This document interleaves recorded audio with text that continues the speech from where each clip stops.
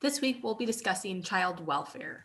So when we think about child welfare, we have to think about the different components of child well-being. That a lot of times when we think of the word child welfare, we think of just foster care and child protection, but child welfare really is about the entire child. So we're thinking about their physical health and safety, the child's emotional development, social development and behaviors, cognitive development, educational achievement. So there's a lot of domains that we need to be thinking about.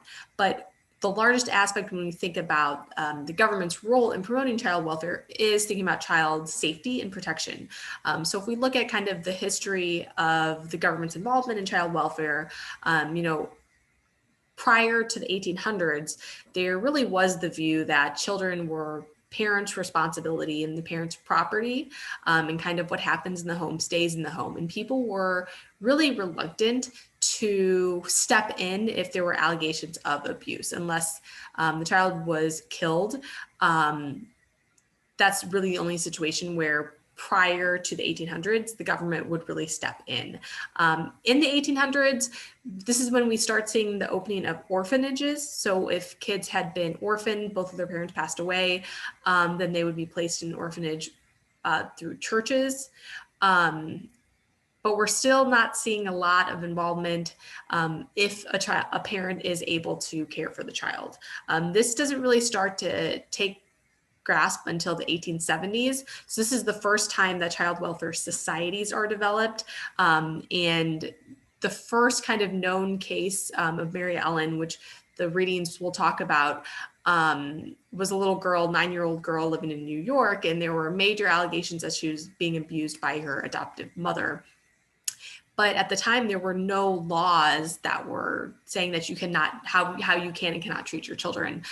So in order to ensure Mary Ellen's safety, a social worker actually used to start child abuse laws, she used animal protection laws, that there were laws about cruelty to animals. And she kind of made the case that children are animals, so these laws should be able to be applied to this little girl, Mary Ellen. So this is the first time we're really seeing some involvement of outside agencies with regards to child safety. But remember, these are societies. So this first was the New York Society for the Protection of Children, but that's a society. So that is not run by the government. This was being run by a group of concerned citizens, essentially. So we don't really see government involvement in child welfare until the 1900s. The passing of the Social Security Act of 1935 was really the first time that the federal government became involved in child welfare. But states, for the most part, decisions are being left up to the state. So in general, child welfare has been run by state agencies. So child protection laws have been kind of set in place by the states. 1960s when we start seeing implementation of mandatory reporting laws. So this is, currently certain individuals are mandated to report allegations of child abuse. Social workers, teachers, healthcare professionals, there's an allegation of abuse, then these individuals have to report it. So the 1960s is when we start seeing these mandatory reporting laws take hold, and we start seeing other policies related to child abuse investigations. And these are both on the federal and the state level. So there's vastly more government involvement starting in the 1960s. So when we think about the different laws that have been passed to address child welfare, which we'll talk about in the next few slides, all of these laws have had kind of different goals in mind. Because when we think about ensuring the emotional and physical security of a child, so again, child well-being is not just about physical safety, but it's emotional safety too, emotional security. And in order to have children be emotionally and physically secure, there's different goals that we need. And as the laws have developed over time, these laws have had a variety of goals. And sometimes these goals conflict with one another. So the first kind of overarching goal is child safety. So when we think about child protection, the goal of the government, child safety. So making sure that children are safe in their homes. However, if we have a strict policy of only emphasizing child safety, that means anytime there's an allegation of abuse, the child would be removed from their home. We would see increased numbers of children in foster care, and they'd probably be spending more time in foster care. Okay, so if our only goal is child safety, more kids would be removed from the home. If on the other end of the spectrum is family reunification, so kids being able to stay with their birth parents, so being reunified with their parents. So if our only goal is family reunification, that means kids are staying in their home, and that means fewer kids would be in foster care, but some kids would end up staying at home in unsafe situations. So with family reunification, if that is our main goal, kids would be more likely to be returned to their parents, but some kids would be returning to abusive households. Kind of in the middle is a goal called permanency. So permanency is the idea that kids have permanent homes, they have permanent families. So kids who are in foster care for a long period of time do not have permanency. So permanency would be kind of moving a child, if a child's in foster care, a permanent placement might be that they are adopted or that they're kind of brought back to their birth parents. So these are kind of three goals that over time, different policies that we've had have emphasized different goals. However, while it seems that some of these might be conflicting, you really need all three of these for kids to be both emotionally and physically secure. Because if we are simply pulling kids from their birth parents and placing them with adoptive parents, that might not be emotionally secure for the child. If they have, family connections, they've bonded with their parents, they might have a harder time bonding with their adoptive parents if they're not able to trust. However, if their birth parents are really abusive towards them, emotionally, physically abusive, they might not also be emotionally secure. That's why you kind of need the kid to be safe. They need long-term, permanent homes to know that they are going to be safe and secure. And they also need to have some sort of family connection. So one of the first main policies that was passed by the federal government was passed in 1980. This is the Adoption Assistance and Child Welfare Act. So this act emphasized family preservation. So it emphasized parent rights and children staying at home with their parents. So what this act emphasized was it provided funding to states, and states were provided the funding with the idea that the state had to make reasonable efforts to reunify the kids with their families. So the states had to try as hard as possible to ensure that the kids went back to their birth parents. So the result was that kids spent more time in foster care, because sometimes it takes parents years to be able to receive the substance use treatment, mental health treatment, economic support to be able to provide safety and security for their kids. Kids ended up spending a lot of time in foster care. So kids were spending several years, over 5 years in foster care. The other thing that happened is that some kids were returned home prematurely. So before the parents were really able to provide safety for them, the kids were being returned to unsafe households and were continuing to be abused. Some kids, other kids were returned and the parents were great and provided safety and security for them. But there were a few high profile cases of kids who were in custody of Child Protective Services, returning home and then being severely abused by their parents. And because of these high profile cases, along with these reports of the amount of time that kids were spending in foster care, the federal government started to shift their goals away from family preservation towards child safety and permanency.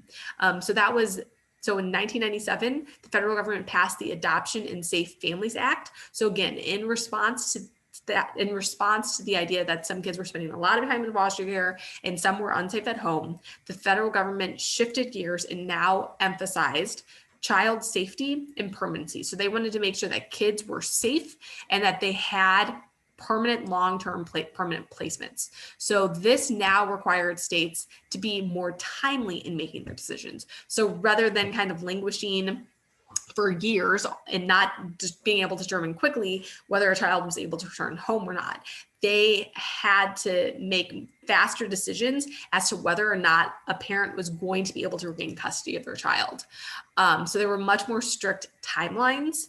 And it also created incentives for adopting kids. So to kind of try to facilitate more permanent placements for kids, there were different incentives in place for kids to be adopted rather than to be reunified with their parents. So what happened in response to this is that kids were less likely to go back to their birth parents. Parents were more likely to lose their rights and custody of their kids, and instead kids were more likely to be adopted. This goal was continued in 2008 with the Fostering Connections to Success and Increasing Adoptions Act. So there's more emphasis on child permanency. So more emphasis on creating a long-term permanent placement for kids, especially for kids who are less likely to be adopted. So there were kind of reports that showed that kids with special needs and older kids were less likely to be adopted. So if they were brought into foster care, they were less likely to be adopted. So they were more likely to spend years and years and years in foster care. So there were actually financial incentives to encourage the adoption of these kids. So if parents, foster parents, adopted parents chose to adopt kids from these groups in particular, they would receive some additional funding, some money from the government to complete that adoption. This also made it easier for relatives to take care for their kids. Previously, in order for relatives to kind of, if a child was placed into foster care and they had, for example, a grandparent who would be able to take care of them, the grandparent would have to kind of jump through a lot of hoops to be able to get custody of their grandchildren, which was kind of, some of those hoops were kind of removed with this act. Again, if we're thinking about permanency, it's the idea that kids are best served with family members, that people that, rather than kind of being sent to a foster home with people they don't know, if they can be cared for by grandparents, aunts, uncles, or other relatives who know them and help them feel emotionally secure, that's going to be most beneficial for everyone. So what was the result of these two policies as we kind of shifted towards permanency and child safety? What happened? So the one thing that happened is kids were actually spending less time in foster care. So the amount of time they were spending decreased by 30%, because we had this emphasis on permanency. Kids were more likely to be adopted. So we had increased adoption rates and increased number of kids who were placed with family members. So rather than kind of languishing in foster care, waiting to see if their parents were going to be able to regain custody of them, kids were more likely to be adopted or more likely to be placed with family members. So we had decreased rates of parents being reunified with their kids. So parents were less likely to be reunified with their kids.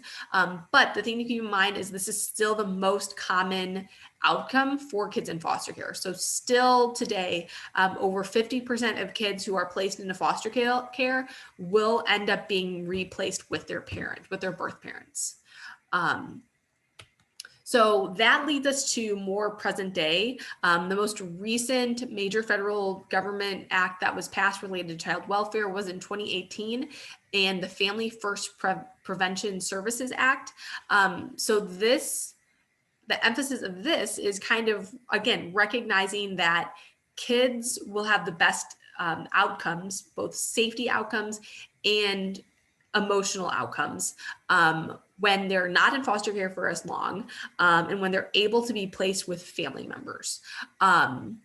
So in this Family Prevention Services Act, it really emphasized not having to pull kids from the home in the first place. That if we can keep kids at home and instead provide them with their family with services, we can keep the kids in their home, the parents are able to be successful, and we're able to get to not have these traumas that are associated with child in foster care. So what this act provided is increased funding for prevention services. So if child is deemed to be at imminent risk of being placed in foster care, their family can be provided with a variety of services to help support the family to prevent the removal of the child. So this includes funding for mental health services, substance use treatment disorders, parent skill building. It also provides funding for kinship programs. So kinship care is when a child is placed with a family member. So again, recognizing that if a child can't be safe in their own home, the next best option is to place them with a family member. So it recognized, kind of looked at these 3 different goals of child welfare and integrated into one. So this act that was passed in 2018 is really a positive integration of these 3 goals, that we want children to be safe at home, we want long-term permanent placements, but we also recognize the important role that families play in creating a solid foundation and stability for children. So if we're able to provide buffers to families and prevent the removal of kids in the first place, that's going to be most beneficial for everyone. So there's also a variety of other policies and government programs to support child well-being, because again, we have to remember that child well-being is a combination of, it's a holistic look at the child. It's not just about child protection. So if we think about child well-being, we have to look at cognitive outcomes, educational outcomes, health. So there's been other government policies, Head Start, which is school readiness for young kids. This was passed in 1964. So this helps provide a lot of preschooling for low-income kids in particular. There's child care subsidies. So there's assistance for low-income families who work to be able to pay for childcare. There's also the Family and Medical Leave Act, also known as FMLA. This is unpaid leave for family members to care for a new child or a sick family member. I am going to go quickly into what FMLA kind of covers. I think there's a lot of misconceptions about FMLA. It is not as widespread as we think. So FMLA allows eligible employees to take up to 12 work weeks of unpaid leave to care for a new child or to help take care of a sick family member. The main thing to remember about FMLA, so this is what, if you have a child, you're able to get up to 12 weeks off of work, but that is 12 unpaid weeks. So we do not have paid parental leave in the United States. We are one of only a handful of countries that does not have it. Pretty much all other countries in the world have some sort of paid parental leave. So it's unpaid. It does not have to be paid. Some companies choose to pay their employees, but it is not required to be paid. It also only covers eligible employees. So in order to be eligible for FMLA, you had to have worked at least a year at your current employer, and you have to have worked at least 25 hours a week. So if you're working part-time and you've only worked there a few months, your job would not be covered by FMLA. And you must work at an employer who has at least 50 employees. So small businesses do not have to abide by the same FMLA rules. So the main thing that FMLA means is that you can keep your job. So it means that at the end of those 12 weeks, you can come back to the same or similar position where you're being paid at least the same amount. So it doesn't have to be the exact same position, but it's not paid, and only a portion of individuals will even be eligible for FMLA because of these criteria. What it means is that it disproportionately affects low-income minorities. So low-income individuals are less likely to be working full-time at the same employer. If they have multiple part-time jobs, then one part-time job that only working 20 hours a week would not be covered. And if they haven't been working at their company that long, they also wouldn't have this. So if a woman just had a baby and she started at her place of employment 11 months ago, she would not get a day of leave covered. So her job would not be guaranteed for one single day off work. So that is kind of the lack of leave that we have to support families in the United States. So you're going to watch a TED Talk regarding FMLA. It's one of my favorites, just really kind of puts in the importance of supporting families. So what about other challenges do we have in the United States? Thinking about child well-being. The one thing is that, there's vast disparities in child well-being based on race, disproportionately impacts children of color. So minority kids have, they're much more likely to be be in foster care, be in the child welfare system. If you think about kind of the different steps of the child welfare system, so child being investigated for abuse, a child being put into foster care, reunited with their parents, or adopted.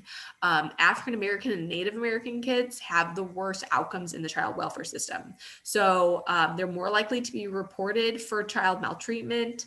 They're more likely to be placed into foster care, and they're less likely to be adopted. So if you take two kids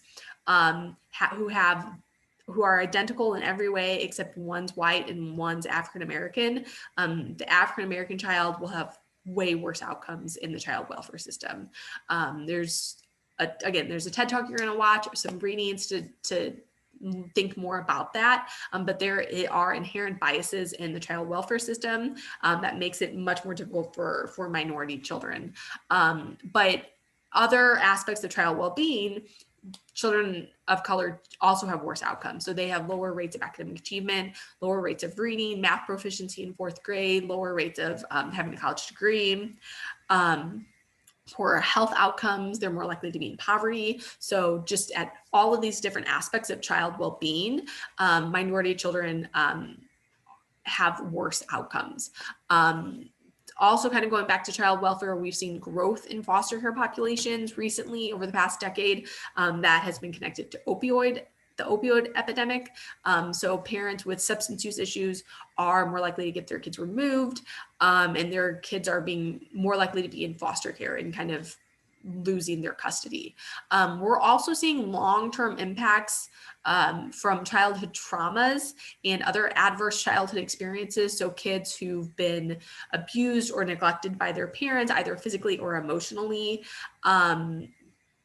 Kids who've grown up in households with a family member who's been incarcerated, with parents who have substance use issues, parents who have mental health issues. They have long-term impacts as a result of these traumas. We're starting to see more and more what's called trauma-informed care or trauma-informed services, both in mental health clinics and in schools. But we need more and more of those, and we always need to be mindful that there are long-term mental health, physical health challenges as a result of these traumatic experiences.